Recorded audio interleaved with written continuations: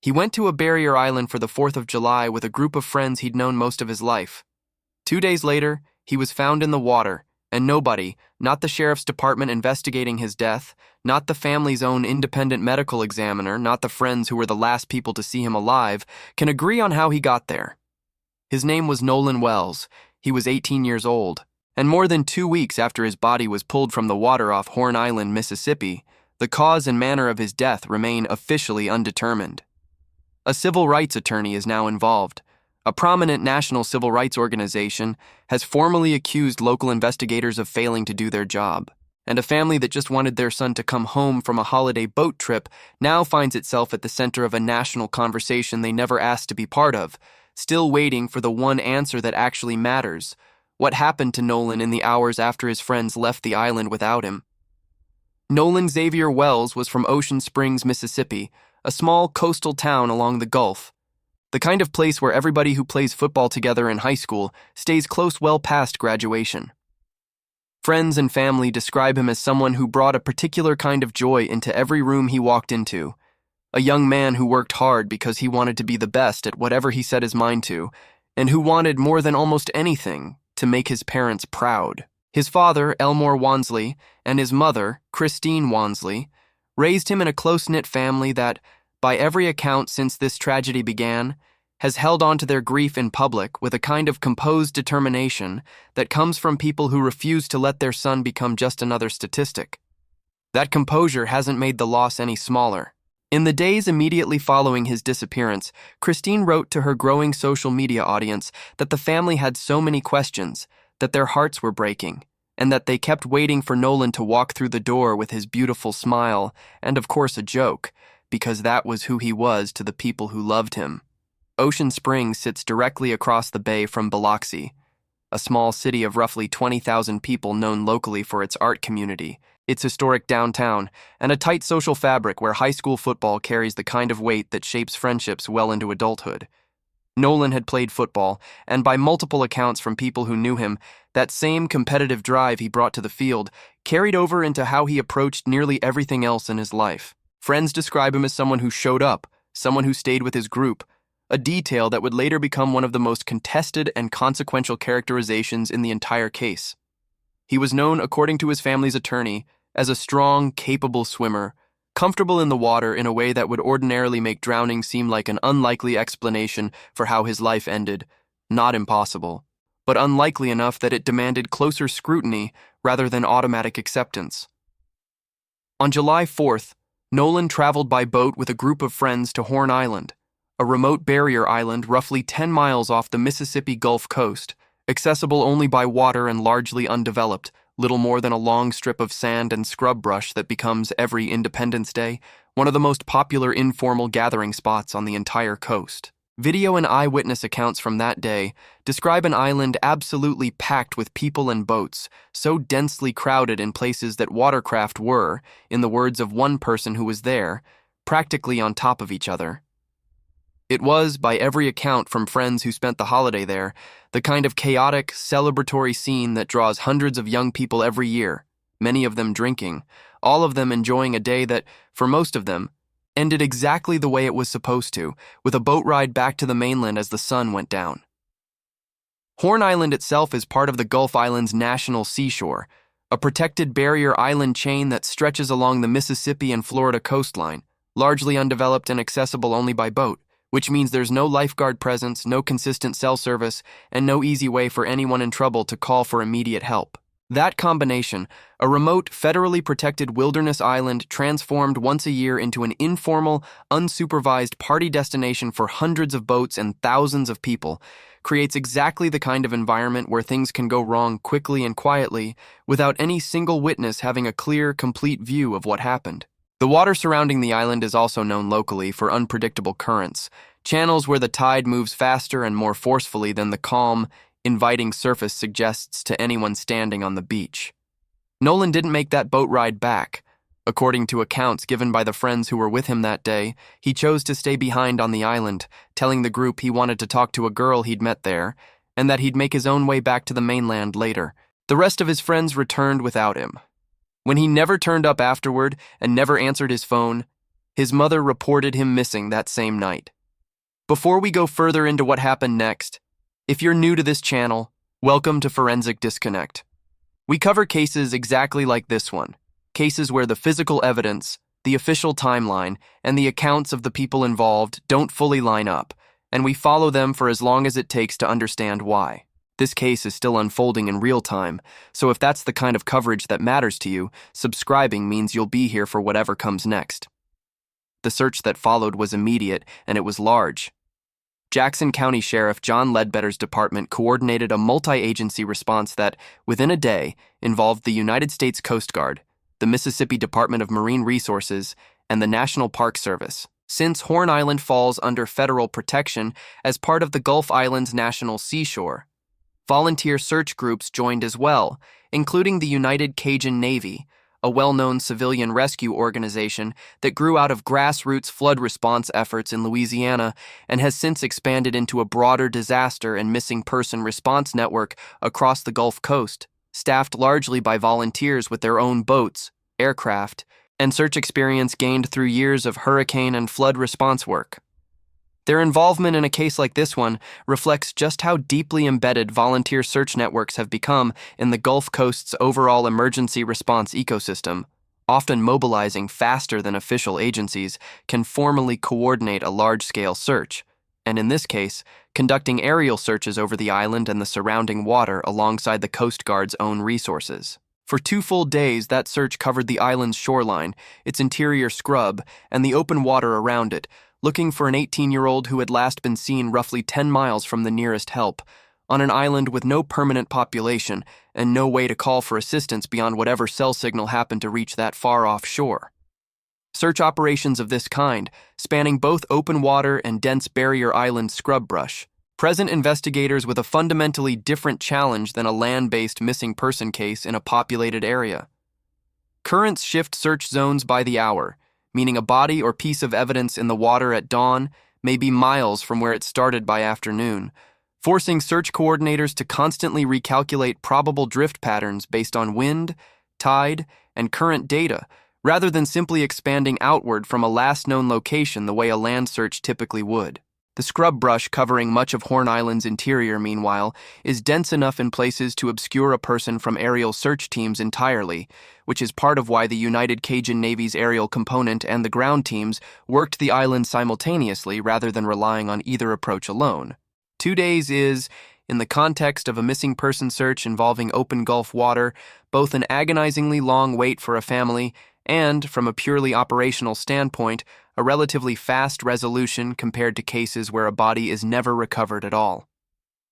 On July 6th, a United States Park Service ranger found a body in the water near the island's northwestern tip. Jackson County Coroner Bruce Lynn told reporters at the time that there were no immediate, visible signs of physical injury on the body. Because of the condition of the remains after 2 days in Gulf Coast water in the middle of summer, identification wasn't straightforward. The coroner's office ultimately confirmed through dental records that the body recovered from the water was Nolan Wells. That absence of obvious trauma became, almost immediately, one of the most consequential details in the entire case. In a straightforward drowning, investigators typically expect exactly what the coroner described: a body without visible injury, recovered from water the victim had been in for some period of time. In a case involving violence, investigators typically expect the opposite. Nolan's case gave them neither a clean answer nor a clear alternative. No obvious trauma, but also no obvious explanation for how a strong, healthy 18-year-old, described by his own attorney as a good swimmer, ended up in the water at all, particularly on an island where he had told his friends he intended to stay, not enter the water alone.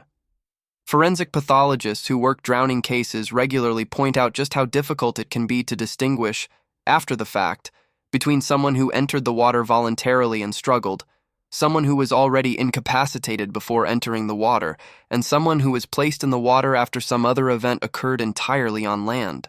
2 days of submersion in warm Gulf Coast water in the middle of July accelerates decomposition dramatically compared to a body recovered from land or cold water, and that acceleration works directly against the kind of careful, layered forensic examination a medical examiner needs to perform in order to rule causes in or out with confidence.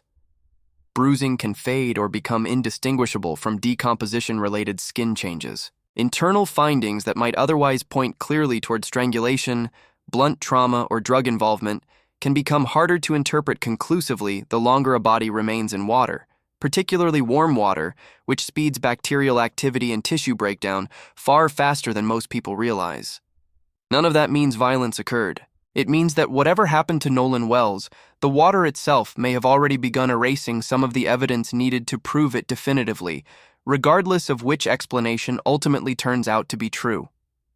Because Horn Island sits within a national seashore, and because the coroner's office determined the case required more specialized forensic examination than could be completed locally, the body was sent to the Mississippi State Medical Examiner's Office for an official autopsy. Rural and coastal county coroner's offices across Mississippi, like many across the country, typically don't maintain their own full forensic pathology staff on site, relying instead on centralized state facilities for exactly this kind of specialized case, particularly one already generating this much public scrutiny before the body had even left the county. That process takes time under normal circumstances, often several weeks even in far less complicated cases, and it took longer here, both because of the condition of the remains and because of the scrutiny the case had already begun attracting nationally within days of Nolan's disappearance, scrutiny that, whether it should or shouldn't, tends to add its own layer of procedural caution to how thoroughly and carefully a state examiner documents every step of their findings before releasing anything publicly. That scrutiny escalated quickly once his parents took their fight for answers to a wider audience. Speaking to CBS Mornings, Elmore Wansley pushed back directly and firmly against the idea that his son had simply chosen to separate from his friends and wander off on his own. He said flatly that Nolan wouldn't have done that Nolan always stayed with the group, framing his son's reported decision to stay behind on the island as fundamentally inconsistent with who his son actually was. It's the kind of statement that, in isolation, could be read simply as a grieving father defending his son's character. But paired with the accounts already circulating from Nolan's friends describing exactly that decision, it opened up a direct, public conflict between what the surviving members of the group say happened and what the people who loved Nolan best believe would have happened. That conflict deepened further when the family retained prominent civil rights attorney Ben Crump to represent them in seeking answers. Crump has represented families in a number of the country's highest-profile cases involving questions of institutional accountability over the past decade, building a national reputation specifically around cases where families believed local law enforcement had moved too slowly, too carelessly, or with an outright lack of transparency in investigating the death of a young black person. That reputation means his involvement in any case functions as its own kind of signal, both to the public and to the investigating agency itself, that the family intends to apply sustained public pressure rather than wait quietly for a local process to run its course on its own timeline. His involvement here signaled from the outset that the Wansley family intended to push this case far beyond a routine local drowning investigation. Crump has stated publicly that the accounts given by the boys who were with Wells on the island contained contradictions, specifically pointing to conflicting versions of exactly why Nolan stayed behind and what happened in the hours after the rest of the group left. Investigators, according to reporting on the case, have been working to verify those accounts using digital evidence, including location data and Snapchat records tied to the phones of the friends who were present. Crump has framed the digital evidence bluntly. If the boys' accounts don't fully match what their phones and boats can actually be shown to have done that day, he said, they're going to have a problem. That's a direct challenge aimed at the group of friends who were the last people known to have seen Nolan alive, and it places their credibility, whether they intended it or not, at the center of this entire investigation moving forward. Digital evidence has become one of the most reliable ways investigators verify or dismantle a witness account in exactly this kind of case.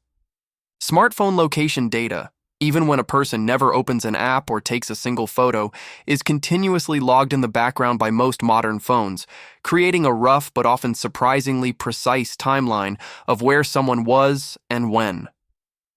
Social media platforms like Snapchat add another layer entirely, since the app's own location sharing features, along with metadata attached to any photos or videos sent through it, can place a specific phone at a specific point on an island at a specific moment, sometimes down to the minute.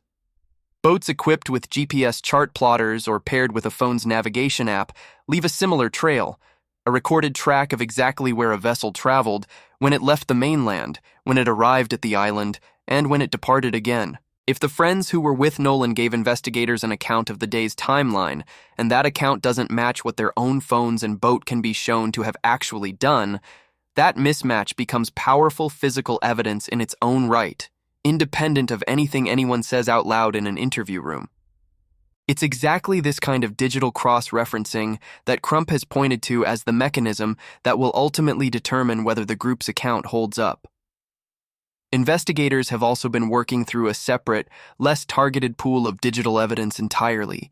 The sheer volume of photos and videos captured by strangers who happened to be on Horn Island that day for their own holiday celebrations. With no idea, they might have unknowingly recorded Nolan Wells somewhere in the background of their own footage.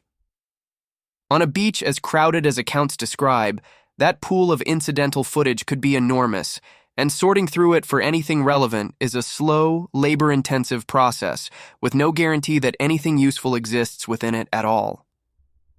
Obtaining the more targeted digital evidence, the location history and message metadata tied to specific phones, typically requires investigators to formally request that data directly from the platform involved, whether that's Snapchat's parent company, a cellular carrier, or a boat manufacturer's connected navigation service, through a legal process that can take anywhere from days to weeks depending on how quickly the company responds and how specific the request is. Major platforms generally maintain dedicated law enforcement response teams specifically for this purpose, but the process still requires proper legal authorization, typically a subpoena or warrant, before any data changes hands, which is part of why digital evidence in a case like this one rarely resolves as quickly as the public following it online might expect or hope.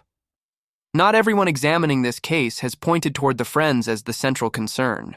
A group leader connected to the young men involved told reporters he'd personally spoken with multiple people who were on Horn Island that 4th of July, and that every account he gathered described the same overwhelming scene, a beach packed with boats and people, many of them drinking, conditions that, combined with strong rip currents known to run through that stretch of water, could plausibly explain a tragic accidental drowning without requiring any deliberate harm from another person at all. It's a theory that doesn't require anyone to have lied about anything meaningful, only that a young man entered water he shouldn't have entered in conditions more dangerous than a crowded celebratory beach scene might have suggested to anyone standing on the shore. Rip currents are among the most misunderstood hazards along the entire Gulf Coast, precisely because they're often invisible from land and can develop rapidly in exactly the kind of calm-looking water that draws crowds on a holiday like the 4th of July. A rip current forms when water pushed toward shore by waves finds a narrow channel back out to sea, often through a gap in a sandbar, and that returning water can move far faster than even a strong swimmer can fight against directly.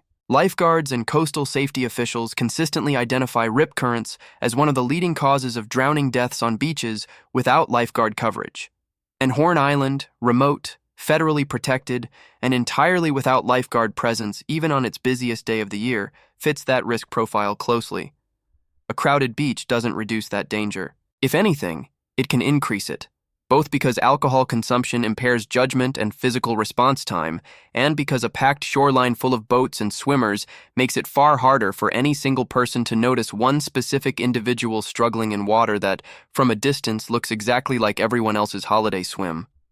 None of that proves Nolan drowned as a result of a rip current specifically. It establishes only that the geography and conditions present on Horn Island that day were genuinely dangerous in ways that wouldn't necessarily have been obvious to an 18-year-old enjoying a holiday with friends, and that an accidental drowning under those specific circumstances requires no malicious actor, no cover-up, and no conspiracy to explain, only an ordinary, tragic miscalculation of how dangerous familiar-looking water can actually be. Two competing frameworks, then, sitting uneasily next to each other in the same case. One framework built around inconsistency, contradiction, and unanswered questions about a group of teenagers' decisions and honesty. Another built around geography, alcohol, current patterns, and the simple, terrible math of how many things can go wrong when hundreds of young people gather on a remote island with no lifeguards, no cell towers, and water that behaves very differently than it appears to from a sunbathing towel on the sand. Into that uncertainty came the independent autopsy, Because the official state examination remained pending, and the family grew frustrated with the pace and transparency of the local investigation, they commissioned their own private autopsy conducted in Washington, D.C., and announced the results through Crump at a press conference held during an NAACP gathering in Chicago. The finding: the cause and manner of death remain undetermined, pending further investigation. Crump explained that the body's condition, after time spent in Gulf Coast water during the height of summer, didn't allow examiners to conduct the kind of complete forensic review that a fresher body would have permitted. In plain terms, decomposition and time in warm coastal water had already erased some of the very evidence that might have definitively answered how Nolan Wells died, whether accident, misadventure, or something else entirely. That inconclusive result did nothing to slow down the public pressure building around this case. NAACP President Derek Johnson used that same Chicago press conference to directly criticize how Jackson County investigators have handled the case so far, describing them, in his words, as derelict in their duty to properly follow up and ensure a full investigation occurred, regardless of what ultimately happened to Nolan. He was careful to frame that criticism around process rather than a predetermined conclusion, stating explicitly that a complete, transparent investigation needed to happen before anyone speculated publicly about whether this was an accident or something more serious. The NAACP followed that press conference by passing a formal resolution urging law enforcement agencies, including federal authorities, to become directly involved in reviewing how this case has been handled. Resolutions of this kind carry no direct legal authority on their own. They can't compel the Justice Department or the FBI to open a civil rights investigation, and they can't override a local sheriff's jurisdiction over an active case. What they do carry is organizational and political weight, a formal, on-the-record statement from one of the oldest and most established civil rights organizations in the country, explicitly naming a local investigation as inadequate and calling for outside review. That kind of public pressure has, in other cases across the country, preceded federal involvement even without any legal obligation forcing that outcome, simply because sustained national attention and organized advocacy can shift how quickly state and federal agencies decide a case warrants their direct attention. The Jackson County Sheriff's Office, for its part, has maintained a comparatively narrow public posture throughout, issuing a statement asking the public for any information related to Wells's disappearance and reiterating that investigators were working to establish the facts through eyewitness accounts, physical evidence, and other reliable sources, exactly the kind of careful procedural language departments use when they want to signal an active investigation without confirming or denying any particular theory circulating publicly. When reporters sought comment following the NAACP's criticism specifically, the department did not immediately respond, leaving Johnson's accusations of institutional failure sitting publicly unanswered for the time being. The memorial service held for Nolan drew a visible crowd of family, friends, and community members from across the Mississippi Gulf Coast, alongside the national figures who had by then attached themselves publicly to the case. Photographs from the service show Elmore Wonsley standing beside Crump and Reverend Sharpton, a striking image of how quickly and completely a private family tragedy from a small coastal town had become a nationally recognized case within just weeks. For a family from Ocean Springs, a town of roughly 20,000 people, watching their son's death become the subject of NAACP resolutions, national television interviews, and press conferences held hundreds of miles away in Chicago is its own kind of surreal weight to carry, layered directly on top of the raw grief of losing a child in circumstances nobody can yet fully explain. This case has, in the span of just a few weeks, grown well beyond the boundaries of a single missing person investigation on a remote Mississippi island, evolving into the kind of nationally watched story typically reserved for incidents carrying broader questions about institutional accountability and the treatment of young black men specifically. Public commentary and media coverage surrounding this case have, in fact, drawn direct comparisons to other incidents that sparked national reckonings over how law enforcement investigates the deaths of young black men under ambiguous circumstances. Those comparisons are, at this stage, exactly that, comparisons made in the court of public opinion and amplified through extensive media coverage, not conclusions reached by any medical examiner, and it's worth holding that distinction clearly in mind. Nothing about the physical evidence recovered so far has been publicly confirmed to indicate homicide. Nothing about it has been publicly confirmed to rule homicide out either. That precise, uncomfortable ambiguity is the entire reason this case has generated the intensity of public reaction it has. It's a pattern that has repeated across a number of cases over the past several years. Ambiguous deaths involving young black men, often near water or in isolated locations, where an initial local finding of no apparent foul play gets challenged publicly by family members and civil rights organizations who argue that local authorities move too quickly toward the least demanding explanation without fully exhausting alternatives first. In some of those past cases, additional investigation ultimately confirmed the original finding. In others, it didn't. That inconsistent track record is precisely why organizations like the NAACP tend to treat renewed scrutiny as worthwhile even in cases that may, in the end, turn out to be exactly what they initially appeared to be: an accident, tragic and preventable, but not the result of anyone's deliberate harm. The cost of scrutinizing a case that turns out to be a straightforward accident is public frustration and delay. The cost of not scrutinizing a case that turns out to be something else entirely is far higher and unrecoverable once evidence has already degraded past the point of clear analysis. That asymmetry, more than any specific accusation against the Jackson County Sheriff's Office by name, is the underlying argument driving the pressure campaign around this case. For a case that started as a single teenager failing to make it home from a holiday boat trip, the layers have piled up quickly and unevenly. A crowded, chaotic beach scene that makes an accidental drowning entirely plausible on its own. A set of friend accounts that the family's own attorney says contain direct contradictions about what actually happened in Nolan's final hours. Location and social media data being combed through by investigators to check whether those accounts hold up against what phones and boats can actually verify. An official autopsy that took weeks to complete under intense public scrutiny. An independent, family-commissioned autopsy that ultimately couldn't produce a definitive answer either, undone in part by simple biology, the passage of time and warm coastal water working against forensic clarity just as effectively as any deliberate effort to conceal evidence might have. And now, a formal civil rights organization publicly accusing local investigators of dereliction of duty, pushing for federal involvement in a case that started with a missing 18-year-old and a group of friends who came back to the mainland without him. What actually happened to Nolan Wells on Horn Island remains, as of today, genuinely unknown. Not unknown in the sense that no one has any theories. There are, if anything, too many competing theories circulating publicly already. Unknown in the specific clinical sense that matters most in a case like this one, no medical examiner, official or independent, has been able to state with confidence what killed him, or how, or under what circumstances. That gap between intense public certainty on multiple sides and the actual documented forensic reality is where this case currently sits, and it's a deeply uncomfortable place for a grieving family to be forced to occupy in front of a national audience.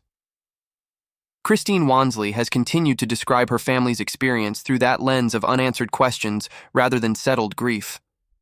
Grief, however devastating, eventually comes with an ending point most families can eventually work toward. A case like this one, stretched across weeks of inconclusive autopsy results, contradictory witness accounts, and public accusations of institutional failure, offers no comparable ending point. Every new development, every statement from Crump, every NAACP press conference, every piece of digital evidence investigators quietly work through in the background, reopens the exact same unanswered question this family has been living with since the night they first realized their son wasn't coming home from the island the way he always had before. There's a particular kind of exhaustion built into cases like this one. Cases that generate enormous public attention specifically because the ambiguity itself, rather than any single confirmed fact, is what makes them so compelling to follow. Nolan Wells's case has all the ingredients that tend to keep a story like this in the national conversation for months rather than days. A young life lost under circumstances that don't cleanly resolve into any single explanation. A family unwilling to accept silence as an answer. A set of witnesses whose accounts have already been publicly challenged by name, and an institution, the local sheriff's department, now facing formal public accusations of failing to do its job properly from one of the most established civil rights organizations in the country. For Christine and Elmore Wansley, none of that national attention changes the basic, unbearable fact sitting underneath every headline. Their son went to celebrate a holiday with people he'd known for years, and he never came home. Whatever combination of factors ultimately explains how that happened, a rip current no one saw coming, a decision made in the water that no one else witnessed, or something else entirely that hasn't yet come to light, doesn't change the shape of what they've lost. It only changes how they're forced to grieve it, in public, under a spotlight neither of them asked for, answering questions from national reporters about their son's final hours, while somehow also managing the ordinary private devastation of a parent who has outlived their child. That's the part of a case like this one that's easiest to lose sight of underneath all the competing theories, the digital evidence, the press conferences, and the formal resolutions. Long before Nolan Wells became a case being discussed on true crime channels and national news broadcasts, he was, by every account from the people who actually knew him, a young man who worked hard, who made the people around him laugh, and who wanted, more than anything, to make his parents proud. Whatever answer eventually emerges from this investigation, that's the version of him his family is fighting this hard to make sure the rest of the country doesn't forget. What happens next in this case depends heavily on whether the official state autopsy, once fully released, manages to produce an answer that the family's independent examination couldn't. The Mississippi State Medical Examiner's Office typically has access to more advanced toxicology screening and forensic imaging than a single independent examination arranged on short notice, which means there's still a real possibility the state's findings could resolve at least part of what the family's own examiner couldn't determine, even working from the same decomposed remains. It depends on whether the digital evidence investigators have been quietly working through, the location data, the social media records, the incidental footage captured by strangers on a crowded beach, ends up supporting the accounts given by Nolan's friends or contradicting them the way Crump has already suggested it might. If that digital timeline lines up cleanly with what the friends have already told investigators, much of the pressure currently aimed at that group could ease considerably. If it doesn't, this case moves in an entirely different direction, one where the question stops being simply how Nolan died and becomes instead why the people who were with him gave an account that doesn't match the record. And it depends ultimately on whether Jackson County's investigation, under this level of sustained national pressure, produces the kind of transparent, thorough process the NAACP and the family have both publicly demanded, or whether this becomes another case that fades from national headlines long before anyone can say with certainty what actually happened to Nolan Wells in the water off Horn Island. Cases that generate this much attention this quickly don't always sustain that attention once the initial wave of press conferences and statements passes. Sometimes the follow-through happens quietly, months later, in a state autopsy report or a federal review that never gets its own press conference. Sometimes it doesn't happen at all, and a case that once commanded national headlines simply stops generating new developments, leaving a family with the same unanswered questions they started with, just further from the spotlight that once amplified their fight for answers. What do you think happened on that island? Do you believe the accounts given by the friends who were with Nolan that day, or do you think Ben Crump's characterization of contradictions in their stories points towards something they haven't fully disclosed? And do you think the currents and crowds on Horn Island that day are enough on their own to explain how this ended the way it did? Let us know what you think in the comments below. If you have any information related to Nolan Wells' disappearance or death on Horn Island, please contact the Jackson County Sheriff's Office directly. Investigators have said publicly that they are still relying on eyewitness accounts and any physical evidence the public can provide, particularly from anyone who was on the island that day and may have captured footage without realizing its significance. As of today, the case remains fully open. The cause and manner of Nolan Wells' death remain officially undetermined, and his family continues to press for the kind of full, transparent investigation they say they still haven't received.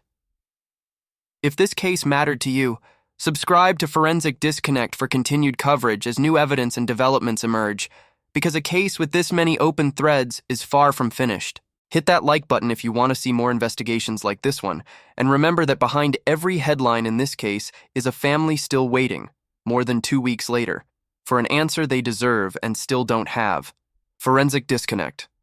Unlocking the cases that deserve to be remembered.